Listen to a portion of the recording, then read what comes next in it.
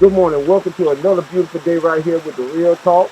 I'm Chris Rapley, and I'm here with Coroner Michael Fowler. Of course, you know we practice social distancing and being safe. Coroner Fowler, it's an honor for you to be here today. Glad to be here with you this morning. There's a lot of things going on in Albany, and it's tough times. But every time I see you during a press conference, you always have a scripture, a word, and it's all about faith. So what makes you always want to interject that into these press conferences when a lot of people might look at it and say, why he always got to read a scripture? I'm a minister too, so I believe you should put God in front of everything. You put God first, then He'll control the rest. But leaving God out, then we got a major problem. So I think keep God in the forefront of anything that you're dealing with. Yes, It's a sir. crisis that we have in our life right here in Doughtery County, so we need God. Yes, sir. Yes, sir. Definitely. Absolutely. In your own words, as a professor in your field, as a pastor, what is it like being on the forefront in the front line? I call it ministry, doing what God called me to do. I work 23 major disasters all over the country. And now at this season here, now I'm here at Albany dealing with this virus, something that we have never dealt with before in our life. It's a hidden disease, a hidden virus that we have here. It's not like a tornado, not like a flood. You can get up on higher ground for a flood. You can get in shelter for a tornado. But for this virus, I mean, it's something that's unheard of and unreal. You just don't see it. But you do see the aftermath. You see the number of people that's dying, the number of people that's on a ventilator, that's in the hospital, the number of people that's in quarantine.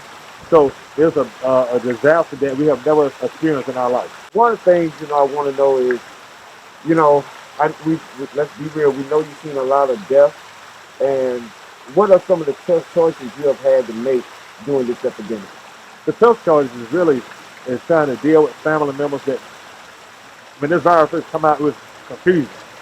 We didn't understand all the modes of transmission. We didn't know they had a vaccine. We didn't know this thing's really in Albany, Georgia, because we're so used to being in Chicago, a foreign land, or New York somewhere. But in Albany, Georgia, it was unheard of.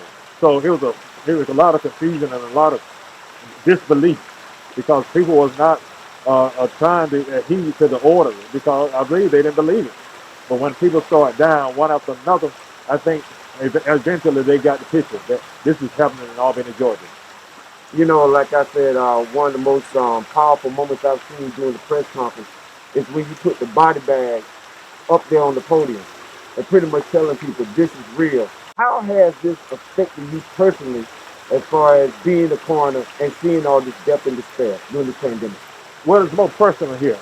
Like I said, I've been all over the country, the World Trade Center, the tsunamis, Puerto Rico, Haiti, doing disaster. But it's more personal now because many of my friends have died. Many of the co-workers have died. I got people in my neighborhood that have died from this virus. So it's more personal when you have to zip your own friend up in the body bag. It's more personal when you have to zip your neighbor up. So it's more personal than going to any other disaster. So that's why I want them to know this thing is real. There's nothing to play with. I get tired of zipping my friends up. But if everyone fights social distancing, washing their hands, staying 6 feet away, I think we'll get past this one day. What do you do to keep your staff motivated during this time and trying to keep them uplifted?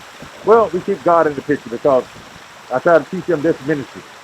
We got to do this because families need us at this time.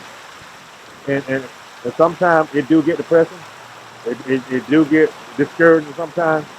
But we get up, and I get up at night time, 2 or 3 in the morning. This morning I was up at 3 o'clock. Well, I didn't get back home at 3 o'clock. I was up all night working on cases. But I feel I need to be there for the family. This is what we're here for. We're going to be here for the family. We're going to help them walk through this grief period in their life because they don't need to go through it alone. People are in the hospital. You can't say goodbye to them. I think that's very sad. The number of people that's dying. So I think they're taking a lot out of people.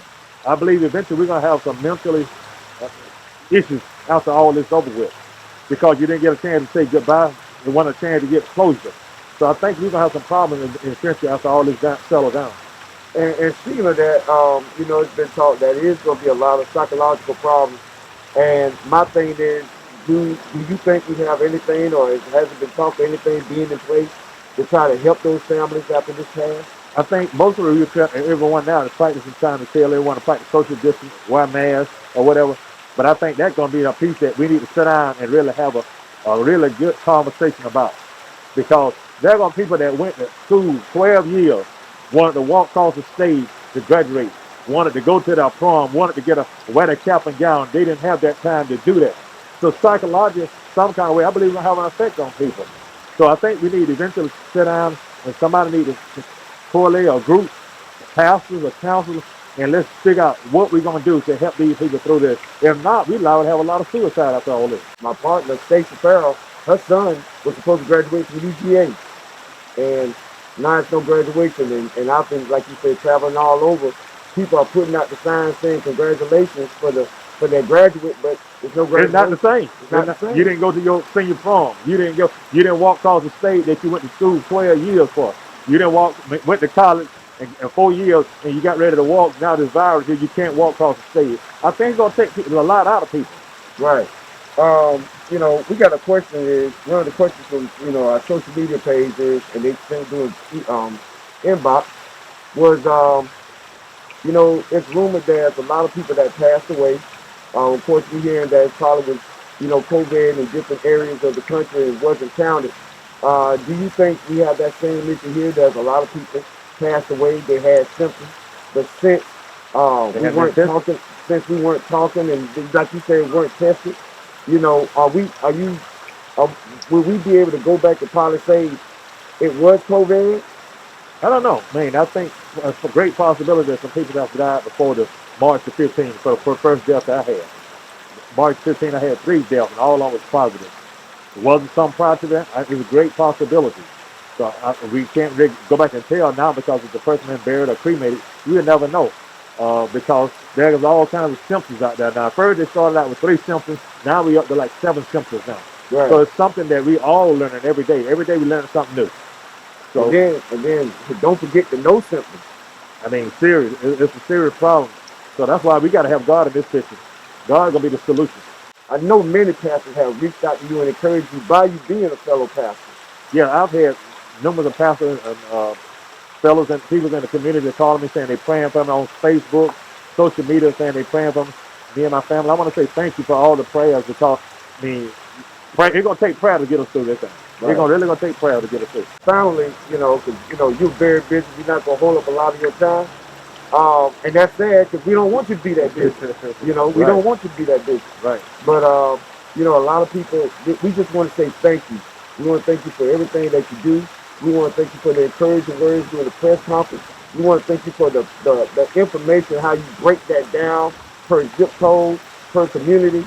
And it's like, without you and you having so much compassion, we probably would be worse off.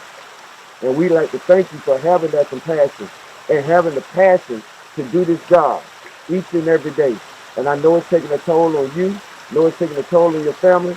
But we know with God, all things are possible. And to God be the glory. And we thank you. We thank you. Thank you. To God be the glory. I agree with you on that 100%. All right.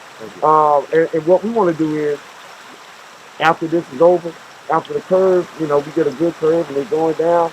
We want to come back and talk under better circumstances, no mask and no mask, and just see how we move forward.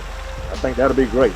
At this present time, we want everybody wearing a mask right now. That's right. Everybody, I'm wearing a mask. You're wearing a mask. Everybody wearing a mask. That's important. That's it. But thank you for watching Real Talk on Chris Rapley, and we'll see you next time.